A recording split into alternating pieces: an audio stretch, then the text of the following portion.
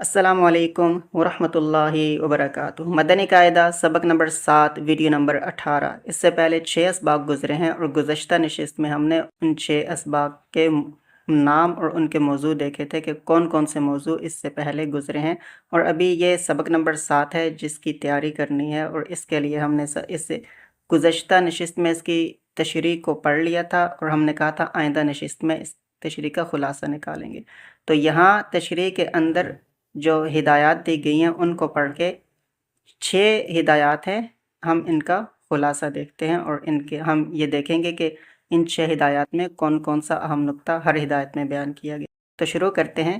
جو یہاں پہلی ہدایت ہے، ہدایت نمبر 1، یہاں پہ اس حرف کے ساتھ استعمال ہونے والے نشان کے 2 نام، کیونکہ اس نشان کے 2 نام ہوتے ہیں، اور پھر جس حرف پہ یہ نشان آتا ہے اس کا کیا نام ہے۔ ہم نے گزشتہ ایک نشست میں یہ کہا تھا، ایک سبق میں یہ کہا تھا کہ جب کسی حرف پہ کوئی علامت آتی ہے تو علامت کے حساب سے اس حرف کو ایک نام دیا جاتا ہے، تو اسی طرح جب یہ والا نشان کسی حرف پہ آئے گا تو اس کا کیا نام ہوگا۔ تو یہ 3 چیزیں ہیں، 2 یعنی اس علامت کے 2 نام، اور ساتھ میں جس حرف پہ یہ علامت آئے گی اس حرف کا نام، ٹھیک ہے۔ یہ ہدایت نمبر 1۔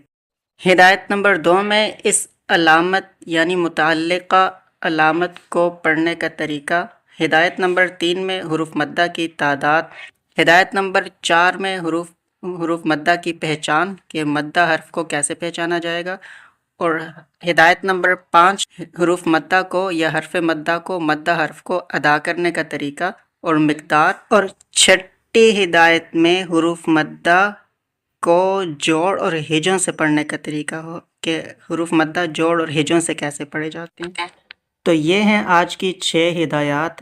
اب اس کے بعد ہر ہدایت کو الگ سے سمجھنا ہے، ہر ہدایت پہ الگ سے مختصر سی بحث کرنی ہے، تو اس کے لیے بہتر تو یہی تھا کہ متصل یہ بھی بحث کر لی جاتی، لیکن کچھ وجوہات کی بنا پہ ایسا ہے کہ اس کے لیے الگ نشست کرتے ہیں۔